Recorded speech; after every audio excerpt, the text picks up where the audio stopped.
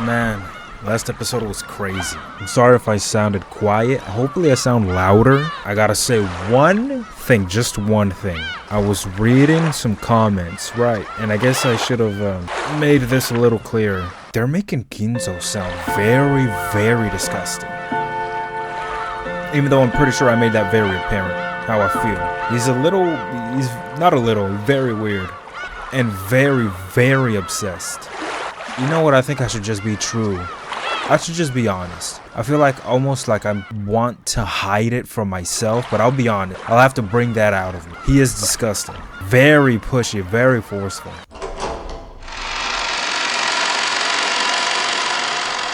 He's just a bad guy all around. さて、この旅のゲームはどう転ぶのか。委ねるもよし、抗うもよし。いずれにせよ、わしに残されたわずかの命をトスに値する実に楽しい宴よ。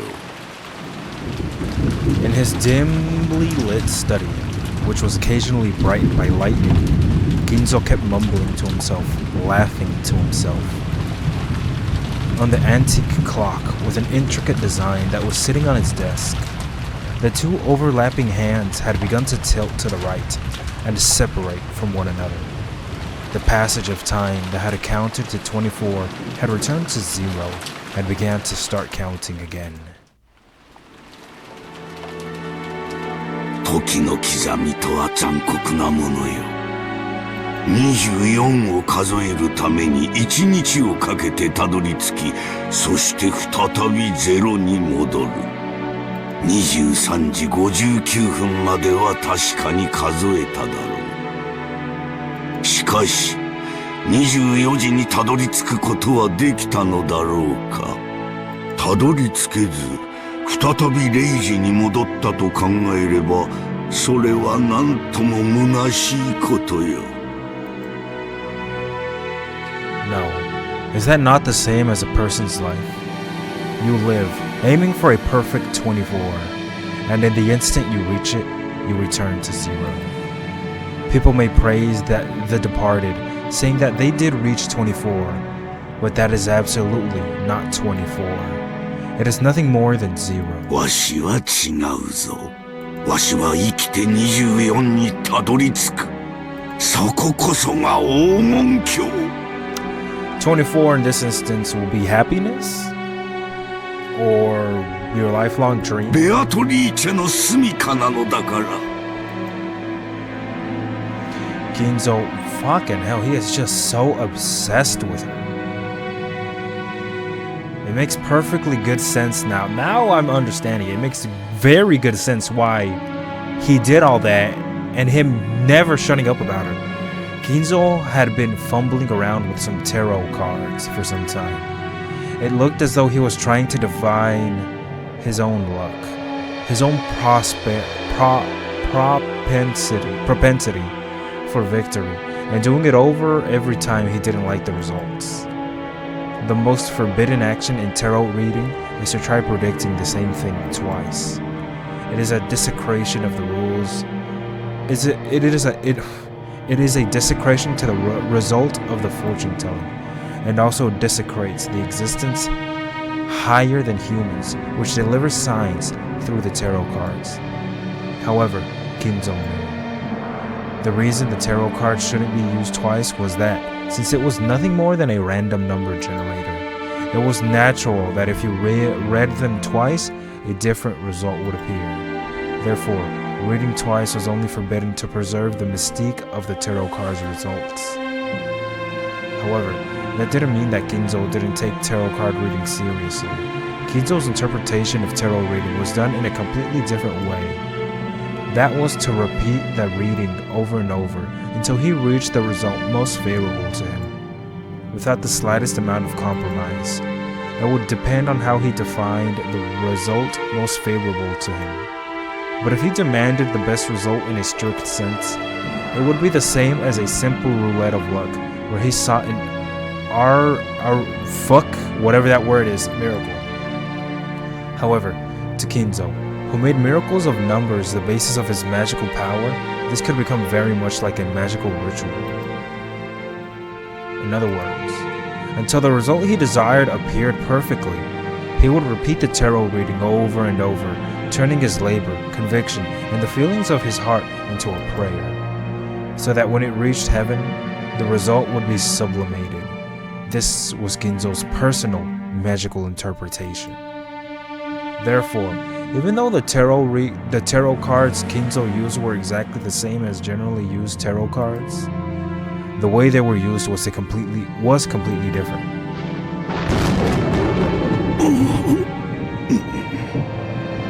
今宵は思い通りにならぬな。 Kinzo stopped his hands for a second. It seemed the result he expected wasn't showing up. On the contrary, many bad cards that shouldn't often appear were appearing repeatedly, and continuing to interfere with the miracle Kinzo wished for. そういうことなのか。 It seemed that Kinzo had taken some kind of sign from this abnormal course of events. But judging by the unlucky cards scattered over the desk, it was difficult to imagine that the sign had been a good one. For a while, Kinzo closed his eyes tightly, pondering something. Then, as the thunder roared, he made up his mind about something, took the telephone receiver, and dialed. わしだ。源氏はおるか。至急だ。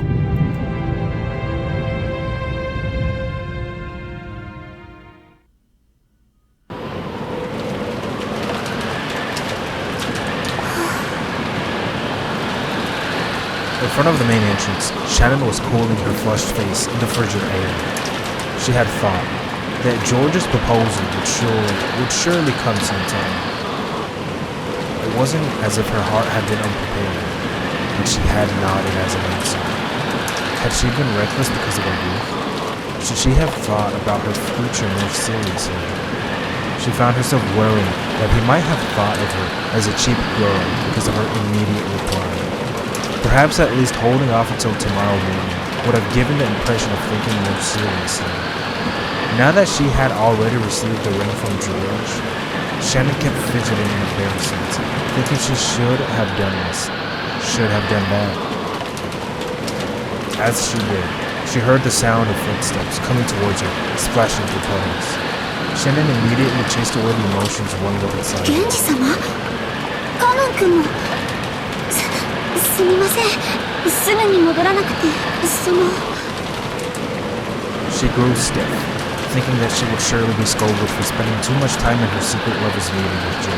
さあ、親方様が至急書斎へ来るようにと言います。急ぐ。え？はい。一体何事なの？不吉な予感がするってさ。自分で儀式を起こしたので都合のいい話さ。Right. 大田に蹴取られぬよう裏から入る。足音に気をつけ。はい。姉さん注意して。姉さんは賑やかだから。Kanon was especially good at hiding his presence. Like he was a cat. He was able to suddenly be there without anyone noticing and leave in the same way. So even if he were to step in a puddle, the sound he would make would be far smaller than that of the rain hitting the puddle. Genji also had that ability. Well, in the first place. That was how the servants were supposed to be, even going by the name of furniture.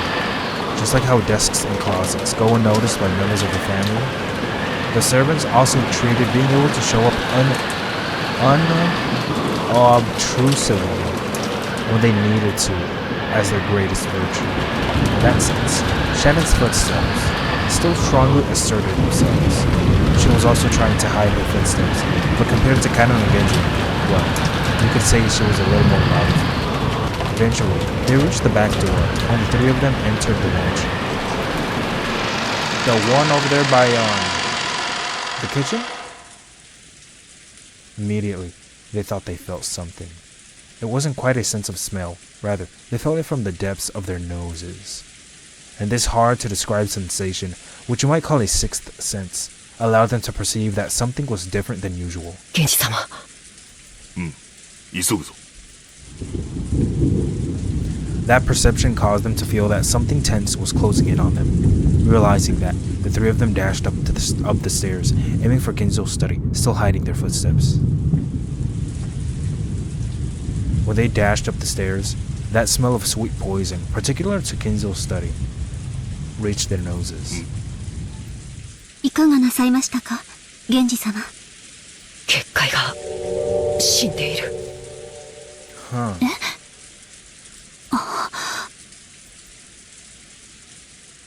After hearing Kanon, she looked at the door to the study. A scorpion pattern was engraved on the doorknob. A powerful magic repellent. The final barrier which protected Kinzo himself. It had been broken. Of course, there was no change to the doorknob that the eye could see. However, they who could understand things that people couldn't perceive were able to recognize the dramatic change. 親方様、親方様、源氏でございます。ここをお開けください。Genji called in this way after knocking several times. But there was no answer from the study. シャノン、背中を守れ。カノン、室内を探れ。はい。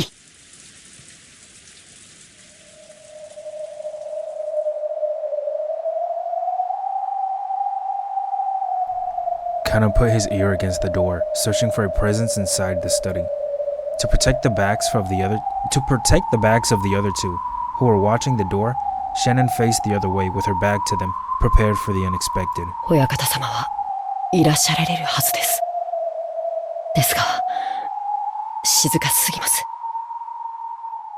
ご無事だということか。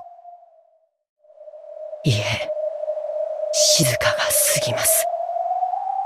まさか、そんな。親方様、扉を失礼させていただきます。Genji pulled a gold key out of his pocket. It was the only key to the study that existed, other than the one Kinzo held. He stuck it in the keyhole and turned it heavily. At a glance, that would have indicated that it really was a strong lock. However, the fact that the barrier had been destroyed meant that this door had long been wide open for anyone with magical power. The lock made a heavy sound, indicating that the door had been opened to humans as well. 失礼いたします。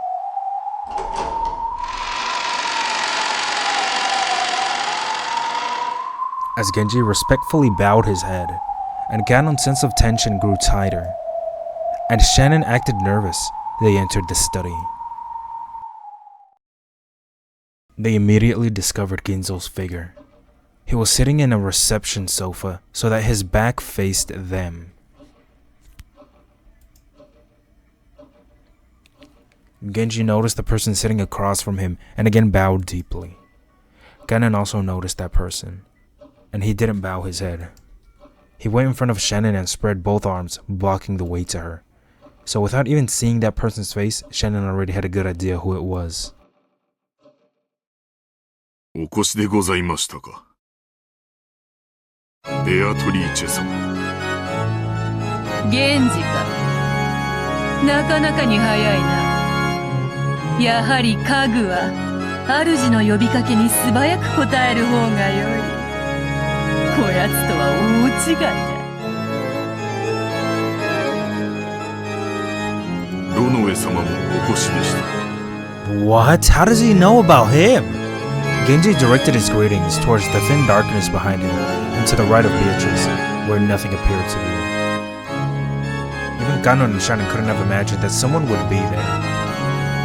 However, the darkness answered immediately and praised Genji's eyesight. Motherfucker. さすがです。だいぶの久しぶりになりますね。それにしても老けましたね。それだけの弱いを重ねましたか。充実した日々を過ごしております。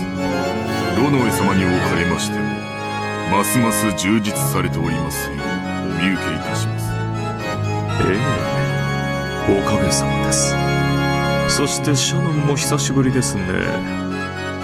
君は随分と美しくなった。そして随分と強くなったようですね。良いことです。とうございます。姉さん、あいつは一体。カノン君とは会うのは初めてになりますね。私はベアトリーチェ様の影頭を任されておりますロノウェと申します。源氏さんの古い馴染みですよ。あなたと同じに私も家具です。使える主は異なりますが。The color of tension didn't disappear from Ganon's expression in the slightest. Serving under a different master, furniture could become kind, brutal, or anything else as desired. If he called himself furniture, serving the hated Beatrice, then surely he was a despicable being as well. わらわもすっかり嫌われたものだ。坊主憎ければ今朝まで何とかとはよく言ったものや。Beatrice openly sneered at Ganon's hate-filled face. Then, Ganon finally observed. Beatrice and Kinzo were enjoying a chess game, sitting in facing reception sofas. But Kinzo hadn't even quivered. He was holding his head with both hands, his eyes closed tight, as he contemplated his next move. No, was he in anguish? 親方様。わらわが金蔵に伝えたのは2つ。良い知らせと悪い知らせだった。良い知らせは、儀式を終えずしてわらわと再会できる幸運を得た。悪い知らせは、金蔵が儀式の一番最初の生贄に選ばれてしまったことだ。Noticing he's dying a lot. こればかりはわらわにもどうしようもない。実に気まぐれにルーレットにて決めたのだから。嘘をつけ。もてあそんで殺しているくせに。よして、カノン君。さて金蔵、そろそろ負けを認める気になったのか。これにてわらわとの長きにわたる勝負は決着だな。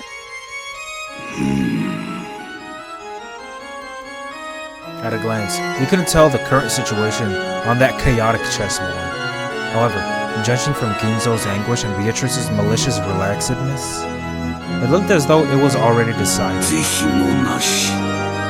これもまた一興か。わらわもだ。そなたとの勝負に決着がつくことは万感の思いあれど、もはや恩衆を超える。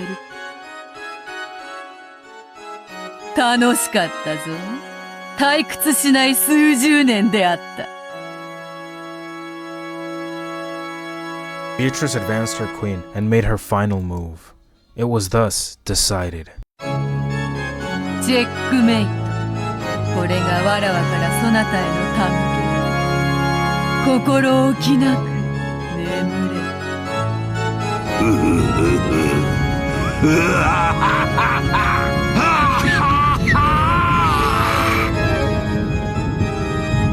Kinzo suddenly stood up and laughed, like an opera singer facing a full crowd and spreading his arms, as though he had succeeded in a century-long plan.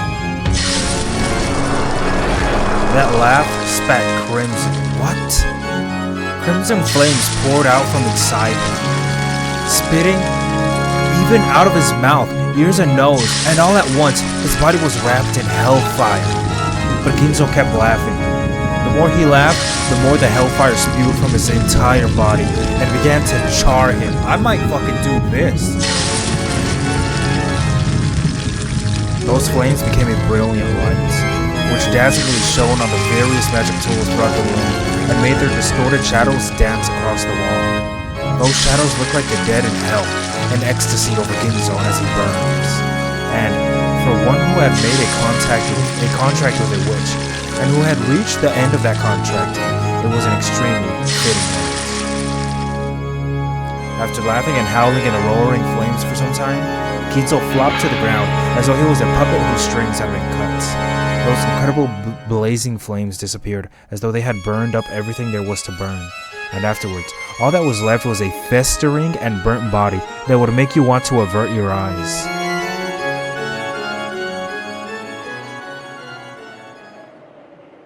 Mukoi. お前が言うか。ふさわしい死に方だと思っているくせに。なぜお前が姿を現している？僕たちに何か用だとでも言うのか？よしてカノン君。ベアトリーチェ様を挑発してはダメ。すっかり怯えさせてしまいましたね。わらわはつくづくカノンとは仲良くなれぬようだ。そう嫌いでもないというのにな。Beatrice smiled broadly, or perhaps wickedly. Shanon violently averted his gaze, obviously disturbed. His reaction was so different from what he had obviously intended that it made the witch and her butler laugh. カノン、ベアトリーチェ様の御前であるぞ。言葉遣いに気をつけなさい。ああ、構わぬぞ源氏。好きに言わせてやれ。わらわは寛大である。何が寛大だ。わらわは死にゆく者にはいつだって寛大である。Oh, really? Well, Canon, it was nice knowing you. Canon was brought to sudden realization by that creepy laughter. Beatrice's reason for being here was not just to take Kinzo's life. The first twilight required 6 sacrifices. Kinzo alone wasn't nearly enough, and they had just nonchalantly come to this place. 安心せよ、カノン。そなたらがここに訪れたから生贄に選ばれるのではない。生贄に選ばれているからこそ、ここに呼ばれているんじゃないか。Look at that twist of words. なんだと。They instinctively figured it out immediately. 6 sacrifices were required for the first twilights. After Kinzo, how many more would you need to add up to 6? In this mansion, the number of 5 instantly made them think of the number of servants here. それがお望みですか。感謝せよ、家具ども。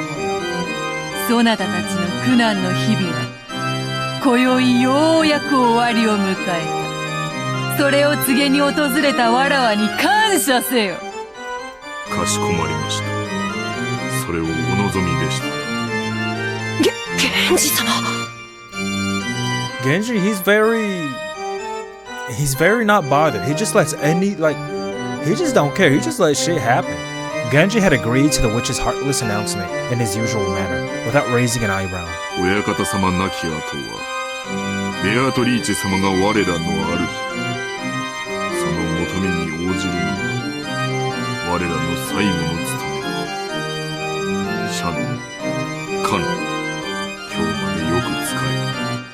その労苦もこれにて終わりだ。源氏はさすがですね。同じ家具としてあなたを誇りに思いますよ。シャノン、異論はないか。はい。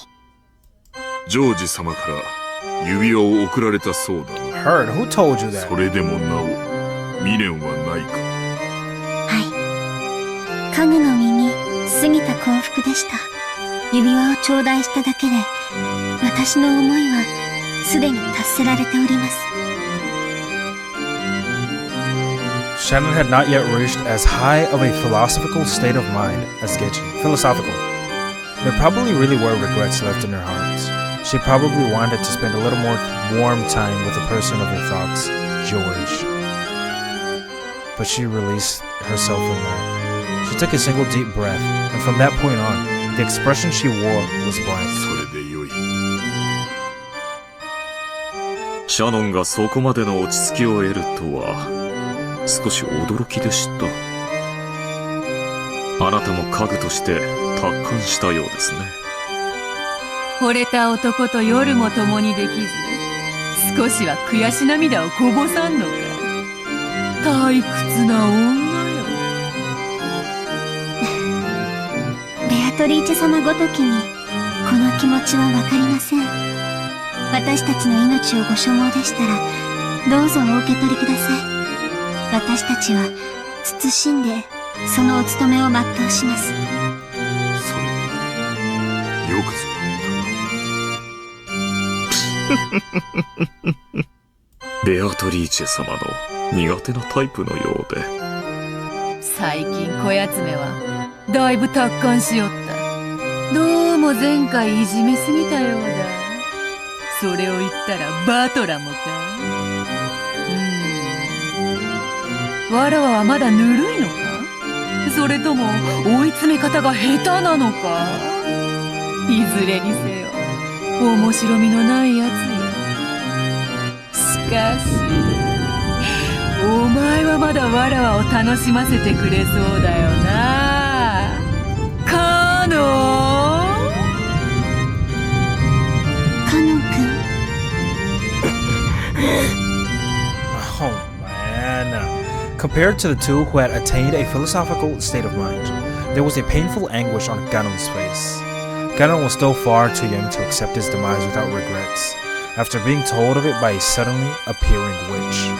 カノン、わらわは退屈を何より嫌う。そしてお前を除く二人が素直に死を受け入れるもので面白くない。だからそなたにはわらわの期待を裏切らないでもらいたいものだ。僕を慰み者にしようというのか。Ganon realized that he was being provoked. However, no matter how much anger spurred him on, his opponent was a witch. It was furniture. He had no chance of victory from the beginning. But the witch was expecting that he would struggle in vain and writhe around, and was looking forward to it. Just thinking about that was frustrating enough to get his blood boiling. Was disappointing the witch by refusing to resist like the other two. The only way he could strike back at her? 煉獄の七姉妹が長女ルシファー、いでよ。傲慢のルシファー、ここに。カノン、家具に魔女と戦えというのも酷な話よ。そなたがいくら怒りに駆られようとも、勝算のない戦いでは希望も持てまい。無論、勝ち目のない戦いでは、わらわも退屈というもの。ならば、家具は家具。家具同士で決着をつけてはどうか。それならば、勝てる希望も持てるであろう。He can't beat her. He died last time. 恐れながらベアトリーチェ様、私がそのような出来損ないの家具に劣るようなことがありましょうか。こんな可愛い子に私が万一にも負けるようなことなど。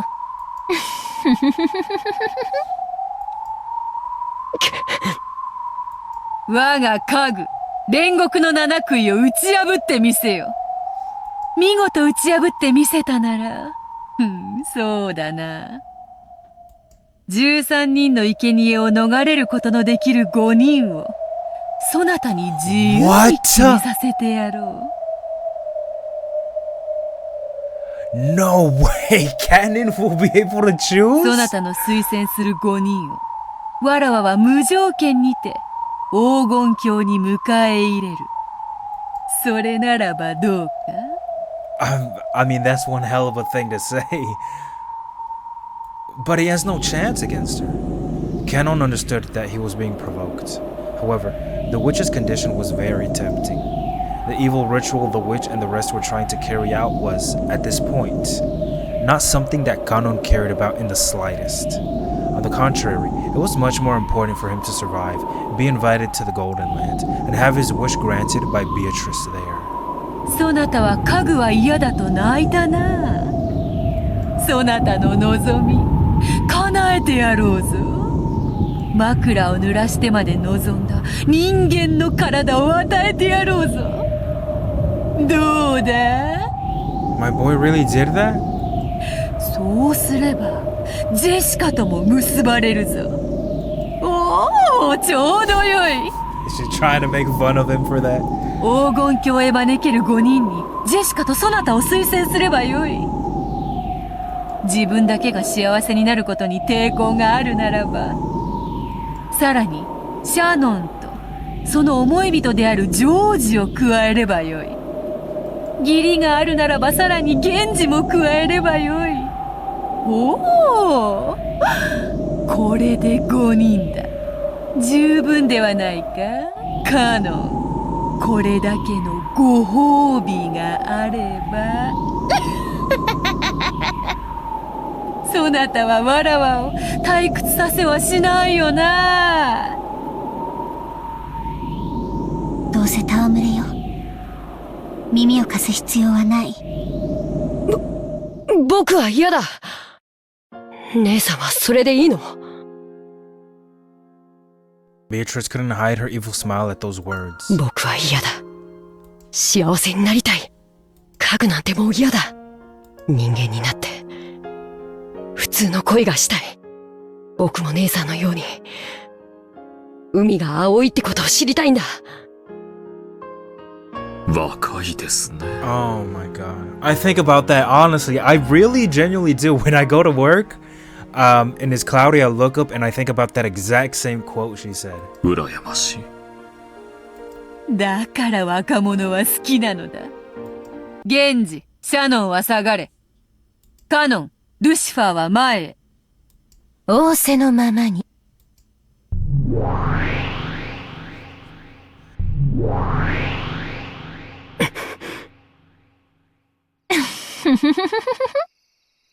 気に入らないわ。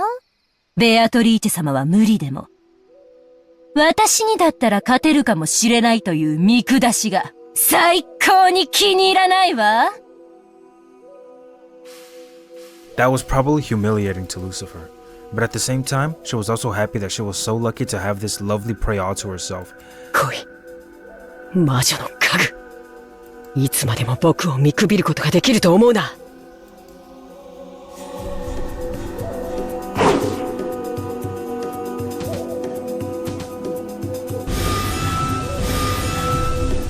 So she has a blade, okay. I thought she turned into the blade.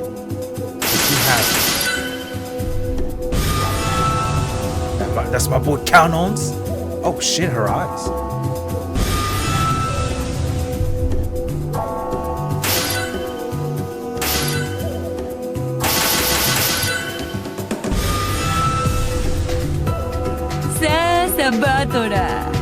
Oh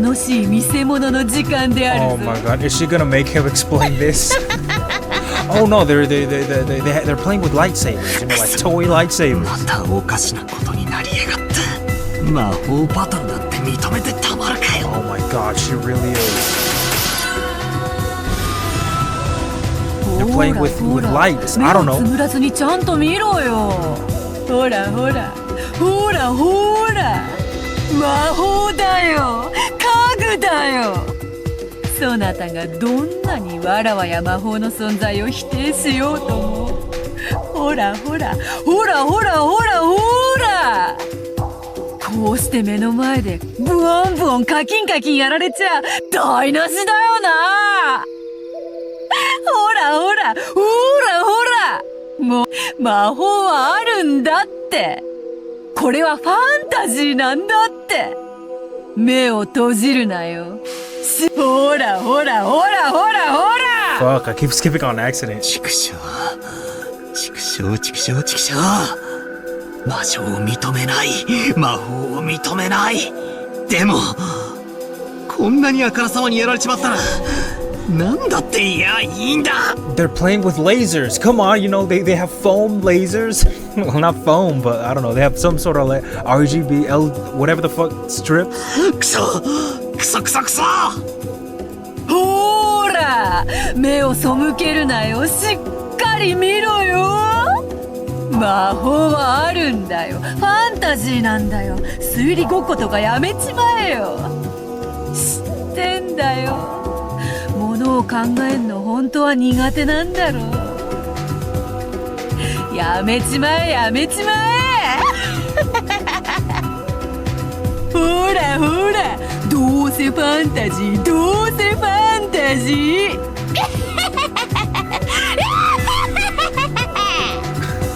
Oh my god, this う bitch る is せえ loud. うるせえうるせえ俺に話しかけるんじゃね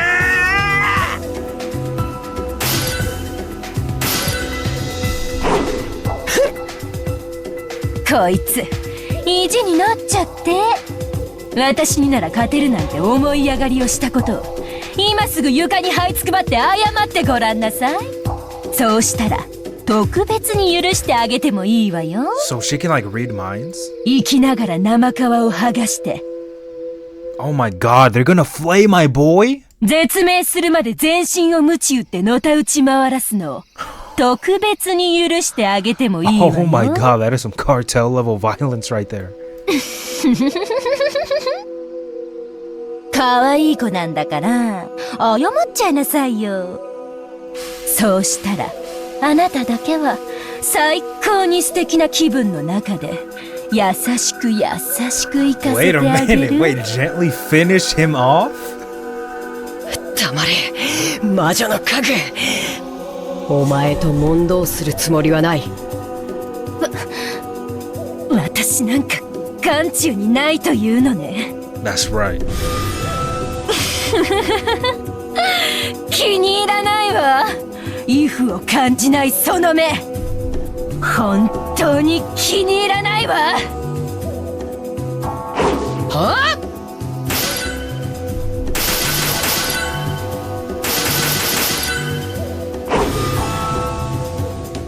カノン君。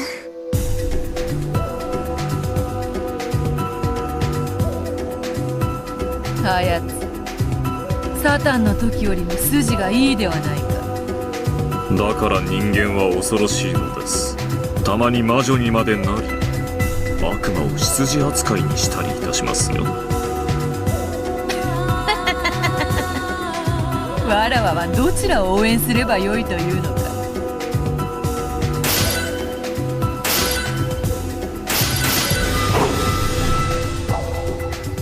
こいつ私と互角に渡り合うというの。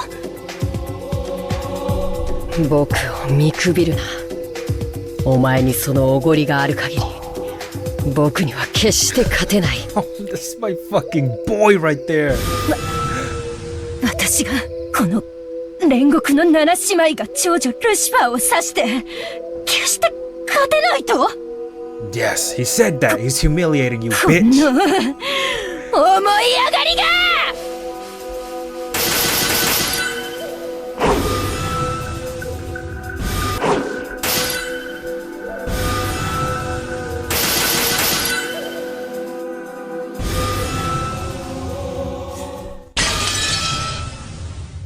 What?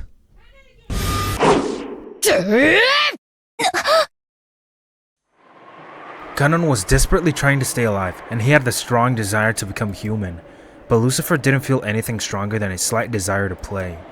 So, that reached its inevitable result. For the ability to yield such a result is the power of humans, the power of the heart. これまでだ。お前は僕に決して勝てない。 Glowing red trail extended straight out of Ganon's arm, pointing at Lucifer's throat, just beneath the tip of her chin. 何よこれ。この私がこんなの。何かの間違いよ。 As she ground her teeth in irritation, she tried to deny the reality right before her eyes, just like Battler is. But no matter how much she believed in her own superiority, it didn't change the fact fuck me, holy shit, it didn't change the facts right before her eyes. ほう、やるなあカノン。見事だ。わらわを退屈させなかった。それに比べわらわの家具のなんと情けないことか。My boy really beat her. ルシファー、お嬢様を退屈させていますよ。Oh, bitch, that's the last thing you want to や say. はりあなたには荷が立ちすぎた相手でしたか。 Oh, 失 hell. 望するぞ、七食いの長女。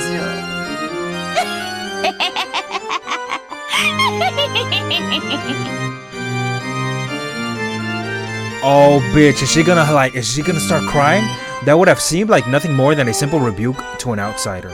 However, furniture serving the witch knew what kind of severe treatment was promised by that rebuke, and understood what had been left unsaid.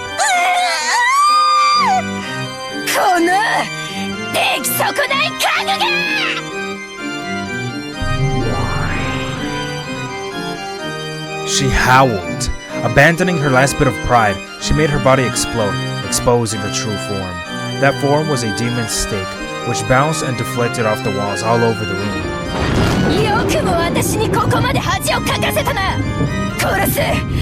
Okay, now this is the fucking tough battle right here, cause she gets like super fucking fast when she turns into that. 私の姿をもはや追うこともできないくせに、もう遊ばないよ。本気で怒ったわよ。お前の心臓を一撃で貫いてやるよ。ぶっすりざっくり貫いて、真っ赤な血の噴水を天井にまで届かせてやるよ。死ねー！ Oh fuck, is he gonna dodge that? Can he block that? What if he slices her the fuck up as she goes?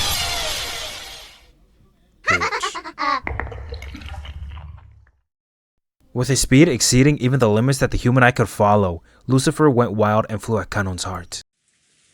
Lucifer confirmed that the sweet taste she could feel was definitely Kanon's blood, but she quickly noticed. She hadn't pierced Kanon's heart.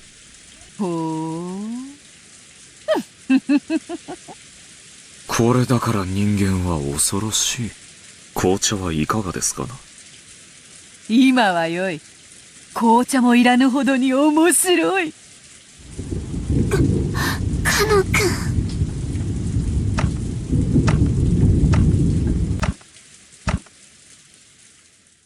おごったな。だから、お前は僕に勝てないんだ。The floor was stained with dripping blood. It really was Kanon's blood, but it wasn't flowing out of his chest. Kanon had sacrificed his own left hand to protect his heart.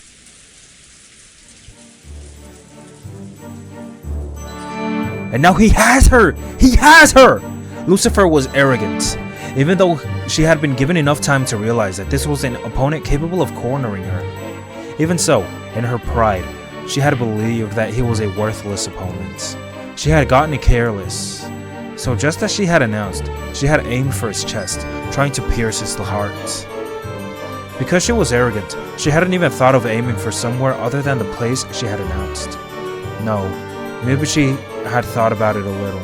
However, her pride would not allow her to aim for a different spot, because she was Lucifer, the Proud. Kanon, withstanding the pain, grasped the demon stake sticking deep into his left hand strongly with his right, and pulled it out. The sound of breaking bones and even more blood dripping down could be heard. Shanon instinctively averted her eyes. There was an air hole in the back of the pierced hand so big that she could clearly see through to the other side. Kanon's face was filled with agony, but in this very moment, he had won without a doubt.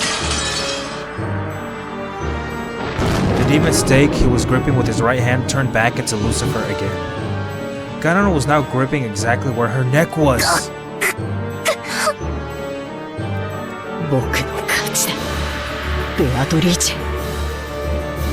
Kanon didn't hold back at all with the hand gripping Lucifer's throat. She had challenged him again after their fight had already been decided. Kanon had no obligation to be considerate. Is he gonna kill her? But if so, Kanon released the witch's furniture. Oh my god. Was it his naive humanism? His pity for another piece of furniture? What pity? Did she try killing him? Or a final show of respect to the witch? In any case, when she was released, Lucifer fell face down on the ground and made it as if to vomit, moaning over the pain in her throat. Oh yeah, the pain in your throat. This guy has his fucking hand blown open. あなたの奮闘により、金蔵の研究の正しさが一つ実証されました。Renault was clapping his hands.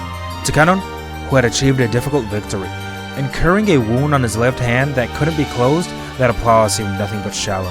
人の心はあらゆる可能性を秘める。いやはやこれだから人間は恐ろしい。あっぱれであるぞカノン。そなたは勝利した。見事だ。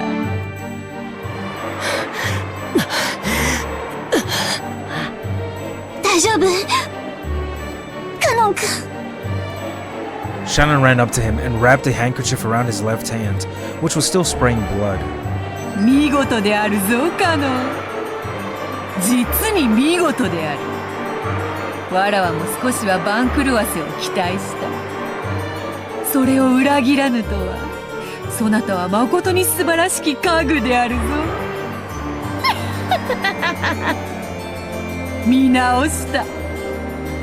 正直見直したぞ。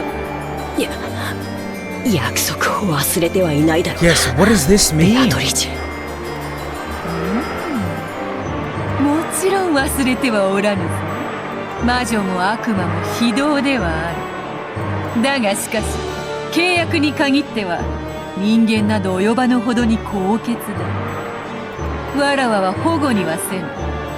そなたが勝利したなら13人の生贄を逃れることができる5人を自由に決める権利を保証した。ベアトリーチェ様、私はまだ破れたわけでは。What? Beatrice twirled her pipe, and heaven and earth turned over just for Lucifer. So, as a horribly natural result, she fell onto the ceiling. The ceiling doesn't seem that high to people standing on the floor. However, people who fall on it upside down and head first surely don't feel the same way. お嬢様、さすがにやりすぎでは。それもそうであるな。許してやるか。Beatrice spun her pipe again. When she did, the magic that had been affecting Lucifer was released. So, as a horribly natural result, this time with an extremely legitimacy, she fell back onto the floor.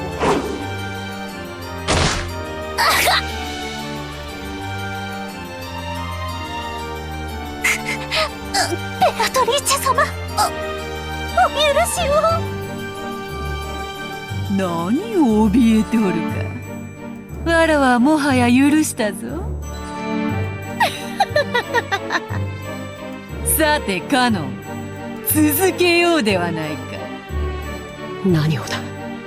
まさか彼女にとどめを刺せとでも言うつもりなのか。ああ、違う違う。まだ終わっちゃいないだろうが。何をだ。はぐらかすな。わらわは確かにそなたと約束したぞ。わらわの家具、煉獄の七杭を打ち破ったならとな。 Wait, does she mean everyone? さあさあおいでなさい、煉獄の七杭。不甲斐なき長女の6人の妹たち。This fucking bitch, she twisted her fucking words. She twisted her No, that's bullshit. She should know she's gonna fucking... That's not what he thought was gonna happen. With shrill laughing voices, the air split, and gold sprayed everywhere as the remaining 6 of the 7 stakes of Purgatory showed themselves. All of the 7 sisters of Purgatory, only one of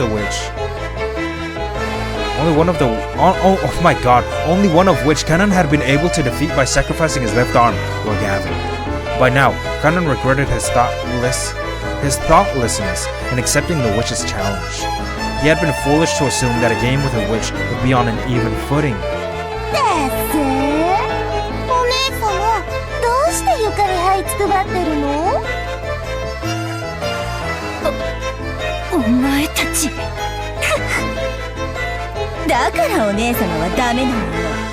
長女を偉そうに名乗るくせに上っ面だけなのよ。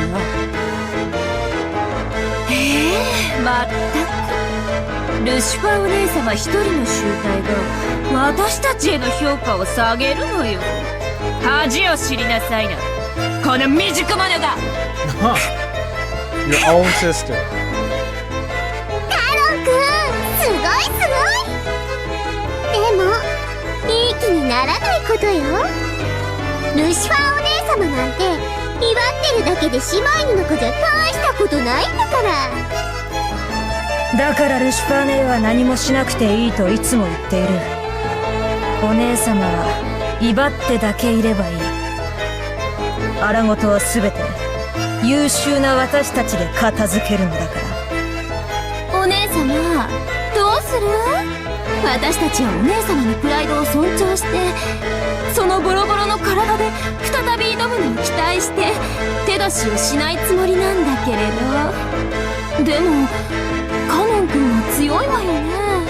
今のお姉様じゃもうどうあがいても勝ち目はないわよね。お前たちOh, she's getting pissed. やれやれ、 What is she いつ gonna も do? 賑やかな姉妹たちであるな。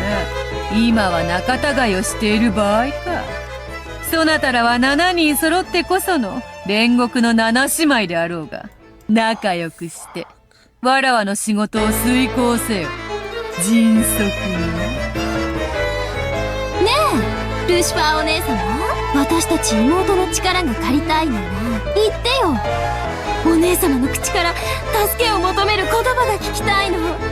Huh, really? 私はこれ以上苦労する気か。愚かでひ弱で見苦しくて情けないこの長女のルシファーをどうか妹の皆様お助けください。ねえ聞かせてよ。それを聞かせてくれたら助けてあげる。それでいいわよねみんな。お前たちおのれThe seven sisters of Purgatory taunted their elder sister, calling her worthless, verbally abusing her. Even Kanon, who had been fighting her for his life until a second ago, couldn't bear to look straight at it. 私がそのようなことを口にできるものかよ。早くせよ。どうせお前一人では拉致が開かぬわ。早く7姉妹にてカノンを撃て。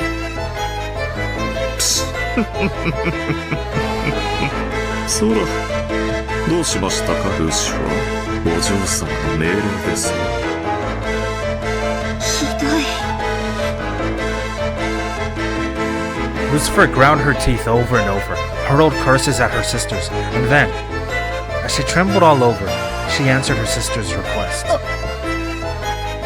愚かで What? She's gonna say it? And she's the prideful man. That's gonna kill her. 見苦しくて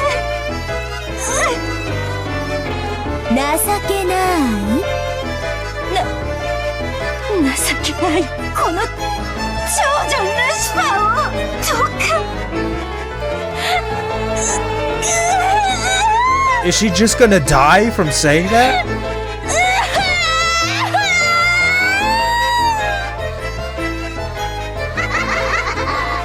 No, they're all laughing. She was finally unable to endure saying those degrading words. And the girl bearing the name of Pride broke down crying. However, the 6 young sisters kept withering cold-heartedly.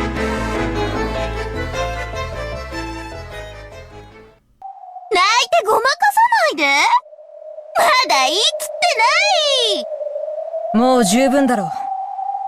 さあ姉妹たち、我らの力を見せてやろう。私は全部聞かなきゃ満足しないわよ。ほらほらお姉様、続けてよ。もう十分よ。さあ、この屈辱は姉妹全員の屈辱。生かして返しはしないわよ。さて、哀れな家具をどのように遊んでやろうかしら。素敵な提案はある？はい。ベルゼは仲良く7人でカノン君を分けっこしたらいいと思います。良い提案だな。それでなら姉妹でみんな仲良し。なら私頭部ね。手足はあんたらにあげるわ。やだダメ。私が頭なの。そんな約束意味があるわけないでしょ。早い者勝ちに決まってるわ。どんな殺され方がいいかカノン君に提案があったら教えてね。7姉妹でとびっきりの殺し方をしてあげる。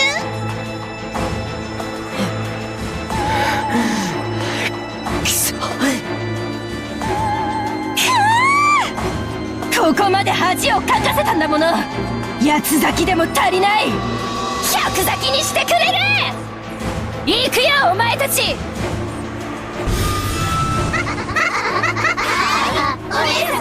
Oh my god, all the laughing bitches. Oh, this is it for Ganon. Damn, bitch. Is Shanon gonna do anything? No, she can't. The 7 of them burst at once. They had no desire to play or boast. This time, they would genuinely follow their master's order. Slay Ganon, swiftly.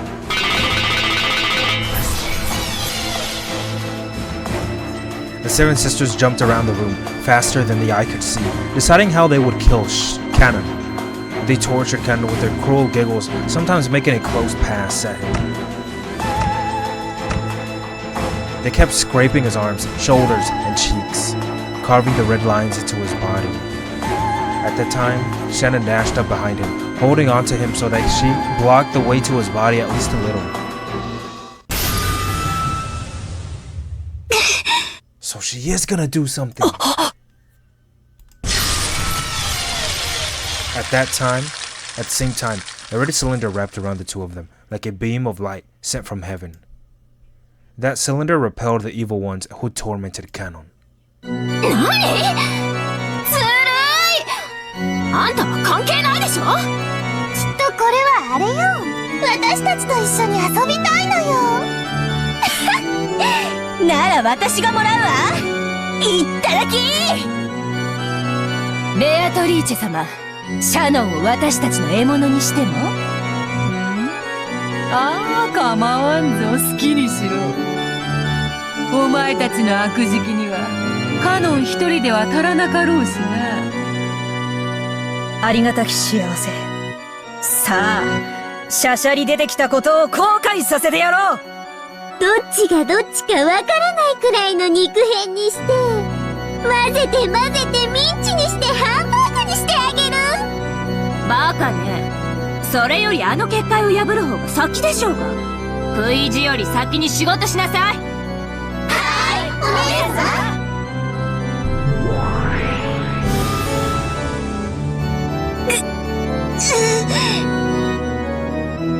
As a horribly natural first action, the 7 sisters began to destroy the barrier Shanon had created. Shanon's barrier certainly was extremely strong. It was enough power to impress even Beatrice. It was strong enough that frail furniture would turn to dust just by touching it. And it was firm, like a tree with deep roots. But no matter how big a tree gets, it will eventually surrender to a saw or a hatchet. For the 7 sisters, chopping down Shanon's barrier, while it was a pain, was not impossible.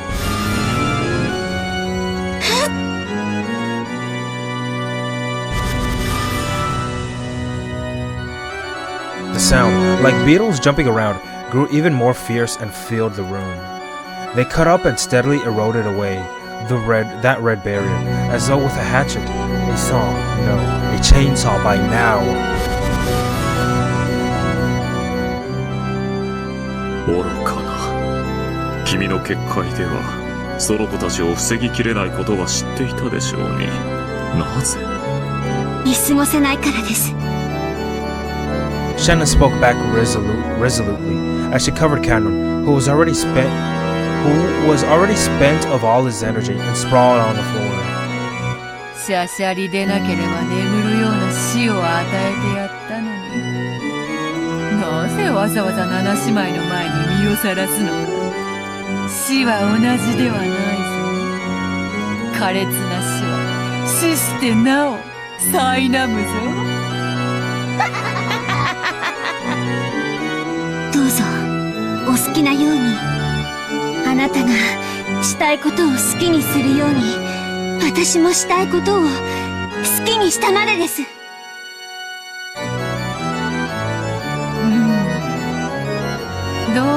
そなたはこのところ面白みに欠けるな。恋というやつは達するかどうかのあたりが一番面白い。達してしまった後の女はさながら産卵を終えた鮭のごとしか。そなたにはもう飽きた。ありがとう。魔女から聞ける言葉で最も嬉しい言葉です。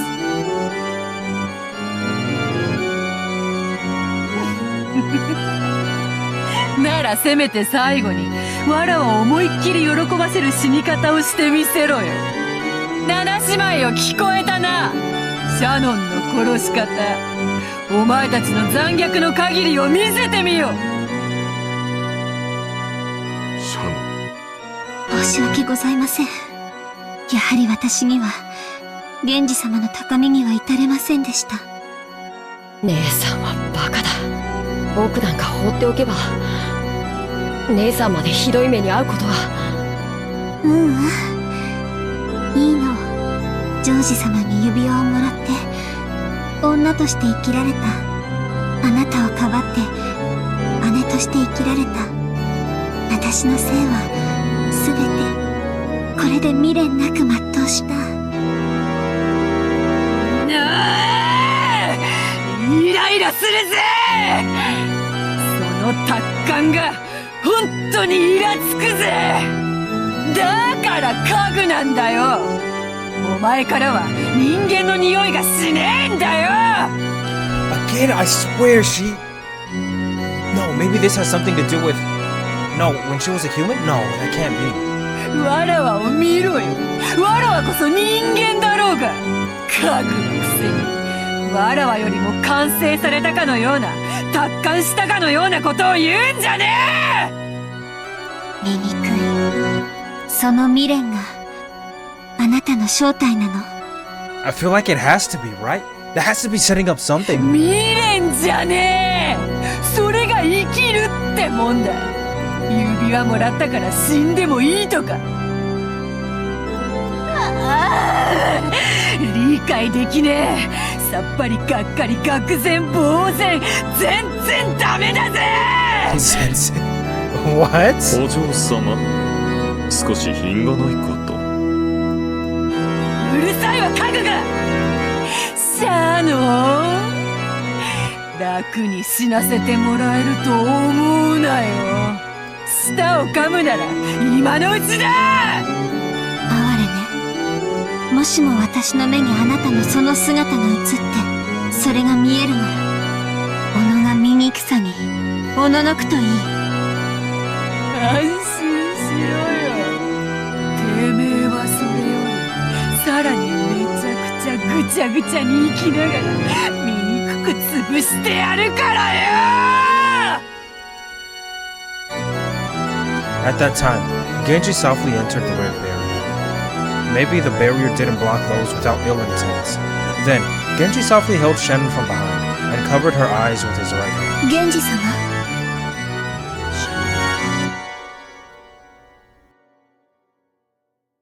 先に休みなさい。はい、ありがとうございます、源氏様。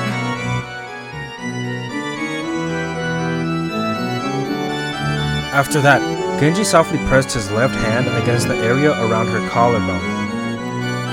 As he did, from the area where that left hand pressed, a crimson stain gently spread out.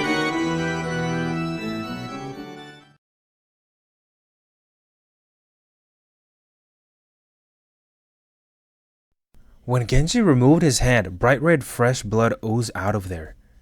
For just the very first instant, it appeared to be shaped like a crimson rose.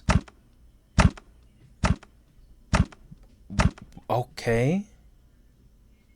And when he removed the right hand that covered Shannon's eyes, there was a peaceful expression on her face, as though she was sleeping. And she fell softly, silently down, and slept.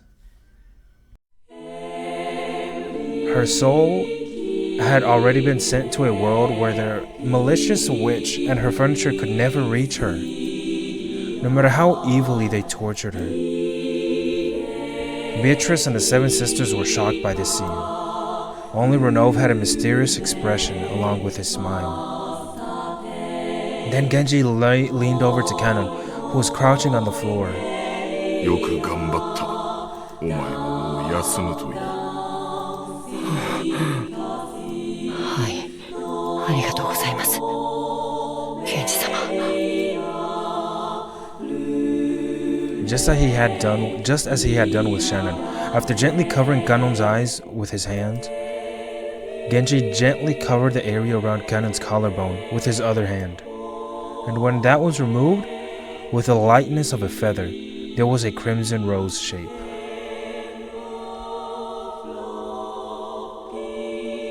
But that rose shape quickly turned into the stain of bright red blood pouring out. 何よそれ。つまらぬやつ。生命の風船は針にてつき、威勢よく割るから面白いのだろうが。見事です、源氏。それでこそ家具です。ありがとうございます。それではベアトリーチェ様、ロノウェ様、これをもって私の最後のお務めとし、おいとまをさせていただきます。わらわの楽しみを勝手に奪いおって、この二人をギッタギタのぐっちゃぐちゃにしたかった分、そなたがそれを変わるのであろうな。Beatrice faced him with an unsatisfied expression, but Renault spoke quietly to Genji with a soothing smile. ご苦労でした。あなたは私の最高のしもべです。これまでの労をねぎらうに値する安らかな眠りを、あなたへの最後の褒美として取らせましょう。おい、勝手な真似を。When Renault snapped his fingers, as if Genji was a puppet that had crumpled from its strings being cut, suddenly and yet gently, he fell, sprawled onto the floor, into a sleep that witches couldn't call him back from. That was as filled with kindness as the sleep he had given Shanon and Kanon.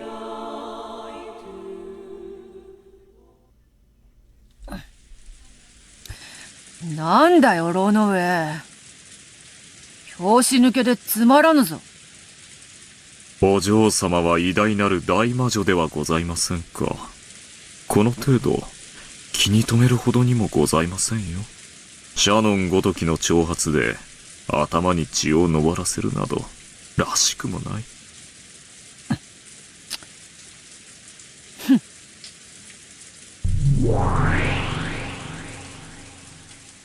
What was there that Beatrice didn't like? Was she still unable to remove the thorn of Shannon's words? Renov laughed lightly, as though lamenting the complexity of the human and the female heart, and ordered the 7 sisters to go. After all, there were still 2 sacrifices left for the first twilight. The 7 sisters cavorted as they disappeared. Cavorted? Cavorted?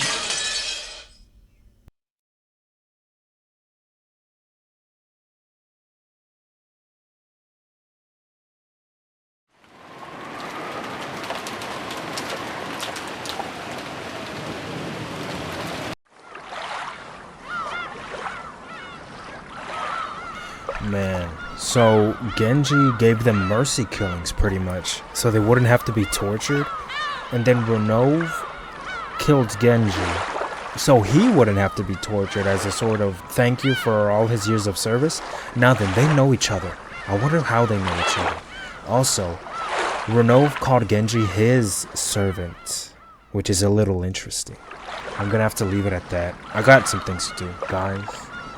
Thank you for watching.